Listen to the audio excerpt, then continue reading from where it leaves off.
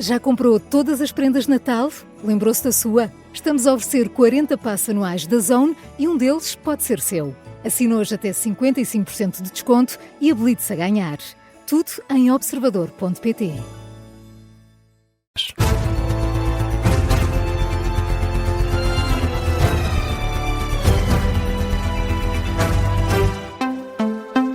Jornal das 11 com Miguel Cordeiro. Uma notícia que está a marcar esta manhã. Morreu Brigitte Bardot, ícone do cinema francês e símbolo da emancipação feminina.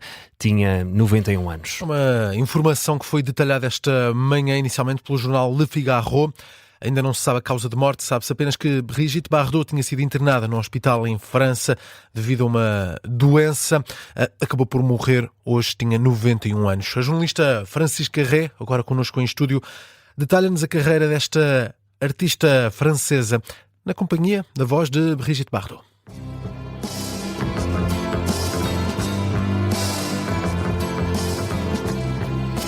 Brigitte Bardot destacou-se no cinema na década de 50 e 60, mas também deixou a marca na música. No total fez 50 filmes e 80 discos. Foi ainda um símbolo de emancipação feminina e da libertação sexual. A estreia no cinema deu-se em 1952, no filme Le Trou Normand. Ficou ainda conhecida por papéis em filmes como The Girl in the Bikini, em 1952, e Deus Criou a Mulher, em 1956. A atriz francesa acabou por afastar-se do cinema no início dos anos 70 por força da pressão mediática e saiu dos holofotes antes de completar 40 anos. Brigitte Bardot optou por dedicar-se à defesa e sensibilização para os direitos dos animais através de uma fundação criada pela própria. No entanto, nunca desapareceu por completo do espaço público. Foi alvo de várias polémicas que tornaram uma figura pública admirada e controversa em França. A atriz francesa passou também por Portugal, aliás, uma visita muito importante, muito mediática, em 1960. Sim, a atriz até fez parar o trânsito em Lisboa. Brigitte Bardot visitou a capital portuguesa em março de 1960. A artista francesa jantou no Casino do Estoril e chegou a ser entrevistada pela RTP. Parce que j'adore le Portugal. Vous le connaissiez déjà?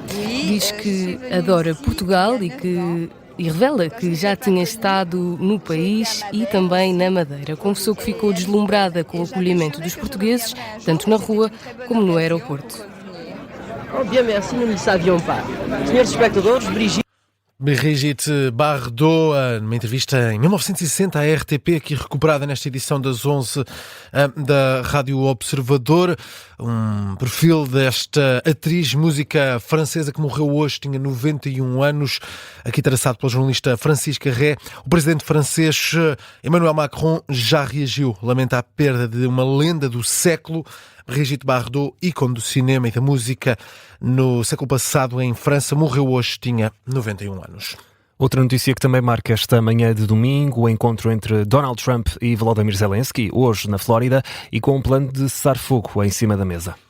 Um plano que tem sido detalhado nos últimos dias por Zelensky. Ainda na véspera de Natal falou sobre este plano. Tem 20 pontos e hoje vai ser detalhado neste encontro em Mar-a-Lago, na Flórida, na residência privada de Donald Trump. Há questões sensíveis ainda a serem discutidas, como as garantias de segurança que podem ser fornecidas à Ucrânia e o futuro da central nuclear de Zaporizhzhia, que atualmente está ocupada pelas forças russas. Zelensky já admitiu que está disponível para criar uma zona desmilitarizada sob o controle de forças internacionais. Para isso é preciso a Rússia fazer o mesmo que a Ucrânia, retirar tropas e armamento. Zelensky, que conversou com muitos aliados ocidentais durante o dia de ontem e hoje, senta-se à mesa com Donald Trump. Recebemos neste jornal o Major-General João Vieira Borges.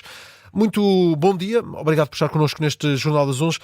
Major-General, esta zona desmilitarizada que Zelensky admite é uma das chaves para este plano de cessar-fogo.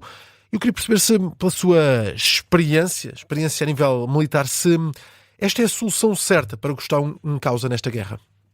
Muito bom dia. Esta é uma solução. Não sabemos se é a solução certa a partir do momento em que, logo à partida, a própria Rússia não concordou com a criação da mesma. A criação da zona desmilitarizada, neste cenário apresentado mais ou menos publicamente, implicava cedências de ambas as partes. Portanto, era o assumir da parte da Ucrânia, que cedia territórios, digamos, ainda não ocupados pela Rússia, e em contrapartida a Rússia teria que alargar zona que já ocupa para uma zona considerada desmilitarizada. Portanto, no entanto, na situação atual, em que em termos militares há vantagem clara da Rússia, naqueles espaços ou naqueles territórios, obviamente que quem tem vantagem não gosta de ceder. Foi uma questão de princípio da Rússia desde o início. Ainda por cima, isso implicaria depois a presença de tropas estrangeiras na Ucrânia em 3 linhas de defesa, segundo foi apresentado genericamente, mas também não temos todos os dados. Agora, é uma solução que permite aos Estados Unidos negociar, e nesta fase todas as soluções são positivas no sentido de avançar com um processo que, segundo disse Zelensky, já tem cerca de 90% da parte de acordo de ambas as partes. No entanto, os 10% são os tais 10% críticos, que, como disse bem, são as garantias de segurança, é a parte da identificação de territórios e a parte também muito importante da central nuclear de Zaporizhzhia. Mas Jorge General, a dúvida sobre quem fica a controlar a zona desmilitarizada, que tropas ficam no terreno, quem fica com essa governação, podemos dizer assim, é o mais difícil de acertar aqui, encontrar forças, entidades que agradem aos dois lados? Claramente, a partir do momento em que a Rússia põe em causa a presença de forças da NATO, não é? E, portanto, a reunião que teve lugar ontem, ou esta madrugada já, entre Zelensky e os aliados são todos membros da NATO, a começar no próprio Canadá. O que levará a uma negociação com outro tipo de países que não fazem parte da NATO e que existem na própria Europa, alguns com cariz neutral, como o caso da Áustria ou da Suíça, mas depois é sobretudo a questão de quem é que vai coordenar esse tipo de forças, sobretudo porque aquilo que foi dito é que é assumir compromissos nos moldes do artigo 5º da NATO, seja da parte dos Estados Unidos, seja de outros países, mas sobretudo aqui o ponto mais importante de garantia de segurança é da parte dos Estados Unidos, nos moldes do artigo 5º. Eu tenho as minhas dúvidas que, independentemente de Trump vir a aceitar uma solução deste tipo, depois seja aceito por parte da Rússia. Tenho fortes dúvidas. Mas o facto dos Estados Unidos da América estarem a assumir todo este papel, um papel importante em toda esta negociação, deixa a Rússia numa posição mais complicada para recusar estes esforços de paz? Deixa uma situação mais complicada de recusa por parte da Rússia, isso claramente. Se for assumido por Trump. O problema é preciso que na reunião de hoje Trump assume. E ele ontem já o disse, que este plano só não é um plano de Zelensky, é um plano Trump. E para ser um plano Trump só avança quando ele disser que sim. Portanto, percebemos logo a mensagem, independentemente de uma aproximação clara da parte de Zelensky relativamente aos Estados Unidos, em termos da própria linguagem, há consciência de que, se não houver uma aprovação da parte de Trump e dos Estados Unidos e o assumir, como disse muito bem o Miguel, o assumir destes compromissos claros que servem de pressão e dissuasão até sobre a Rússia, nós não temos acordo. Portanto, é preciso que Trump assuma. Ao assumir, digamos que a bola passa a estar diplomática, passa a estar do lado da Rússia, que encontra sempre, como nós temos visto, encontra sempre, digamos, outras questões, quando é o caso da parte do referendo ou das eleições, encontra sempre outros problemas, como, por exemplo, no caso das eleições, terem que votar os 5 a 10 milhões, como se houvesse 10 milhões de ucranianos na Rússia que também teriam que votar.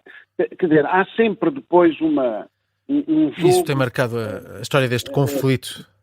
Para ter, digamos, a própria Rússia a liderar o processo e não a Ucrânia ou os europeus em geral. De qualquer maneira, esta reunião com vários líderes esta noite, e que estavam muitos, mais do que tínhamos ideia inicialmente, desde a França até a Finlândia, até a Alemanha, até a Itália, Dinamarca, Polónia, Holanda, por aí adiante, até a própria Suécia, se não me engano, o António Costa, o Ursula von der Leyen, o Marco Rutte, portanto, estavam todos nesta reunião e é importante ter isso, digamos, como... Esse apoio ocidental, principalmente a nível europeu. Antes da reunião com com Trump, reunião essa que nós vamos ver que depois também tem as questões económico-financeiras, e daí a presença do Ministro da Economia da parte do governo ucraniano, que é fundamental estar nesta negociação, quando um dos aspectos que já veio para o exterior tem a ver com a própria recuperação da Ucrânia e a captação dos tais 700, 800 bilhões, em que depois vai haver dividendos para os Estados Unidos, tal como aquele plano da central nuclear de Zaporizhzhia 3, em que entra os Estados Unidos com dividendos económicos, como sempre. Portanto, esse é um aspecto fundamental. Quando se negocia com Trump, a questão económica é central, independentemente da paz. Sim, vamos hoje perceber o que sai desse encontro entre Zelensky e Donald Trump. Acontece na Flórida. Major-General João Vieira Borges, muito obrigado por ter estado neste Jornal das 11 na Rádio Observador, edição que chega ao fim.